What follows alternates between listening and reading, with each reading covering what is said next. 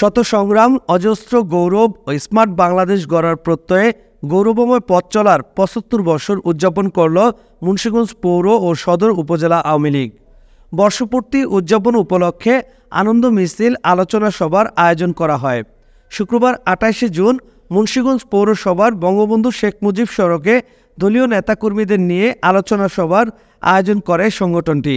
সদর উপজেলা আওয়ামী লীগের সভাপতি হাজী আফসার উদ্দিন ভূঁইয়ার সভাপতিত্বে ও সাধারণ সম্পাদক অ্যাডভোকেট হাজী শামসুল কবিরের সঞ্চালনায় প্রধান অতিথি হিসেবে উপস্থিত ছিলেন মুন্সিগঞ্জ জেলা আওয়ামী লীগের সভাপতি ও জেলা পরিষদ চেয়ারম্যান আলহাজ মোহাম্মদ মহিউদ্দিন। প্রধান বক্তা হিসেবে উপস্থিত ছিলেন মুন্সিগঞ্জ ৩ আসনের সংসদ সদস্য হাজী মোহাম্মদ ফয়সাল বিপ্লব। বিশেষ অতিথি হিসেবে উপস্থিত ছিলেন মুন্সিগঞ্জ সদর উপজেলার চেয়ারম্যান আনিসুজ্জামান আনিস। এছাড়াও আরও উপস্থিত ছিলেন পৌর আওয়ামী লীগের সভাপতি অ্যাডভোকেট আব্দুল মতিন, সাধারণ সম্পাদক সাইদুর রহমান ভূঁইয়া, মিরকাদিম পৌর আওয়ামী লীগের সভাপতি শহীদুল ইসলাম শাহীন, মুন্সিগঞ্জ সদর পৌর আওয়ামী লীগ ও ইউনিয়ন আওয়ামী লীগের সভাপতি, সাধারণ সম্পাদক ও দলীয় অঙ্গ সংগঠনের নেতৃবৃন্দ। Mohammad Jahangir Alam, news 71.tv, Munshiganj.